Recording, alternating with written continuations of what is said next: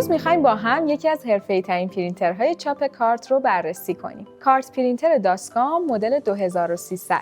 اگر دنبال یک دستگاه مطمئن برای چاپ کارت‌های شناسایی، عضویت، دانشجویی، گارانتی و حتی بانکی هستید، این مدل یکی از بهترین گزینه‌های موجود تو بازاره. این دستگاه از تکنولوژی چاپ حرارتی مستقیم یا دایرکت استفاده میکنه.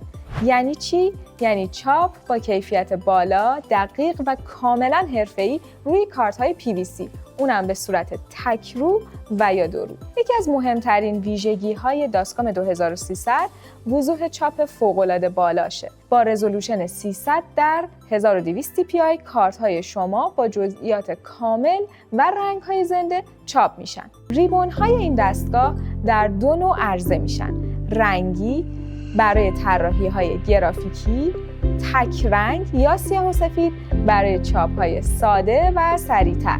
سرعت چاپ چطوریه؟ با داسکام 2300 میتونید توی هر ساعت حدود 180 کارت رنگی و یا 900 کارت تک رنگ چاپ کنید. این یعنی کیفیت و سرعت رو با هم دیگه دارید. از نظر ارتباطی این دستگاه هم به پورت USB مجهزه و هم به شبکه یا اترنت. بنابراین به راحتی به هر سیستمی متصل میشه. همچنین یه نرم افزار کاربردی به اسم کارد ادیتور همراه دستگاه هست که میتونید باهاش طراحی کارت هاتون رو انجام بدید. مخزن ورودی دستگاه ظرفیت 100 کارت داره که برای بیشتر کسب و کارها کاملا کافیه. و در نهایت مثل تمامی دستگاه‌های واریان که دارای گارانتی هستن، این دستگاه هم با 18 ماه گارانتی و 10 سال خدمات پس از فروش ارائه میشه. اگه دنبال یه پرینتر چاپ کارت حرفه‌ای سریع و با دوام می‌گردین که از پشتیبانی و مواد مصرفیش هم مطمئن باشین، داسکام DC 2300 دقیقاً همونه.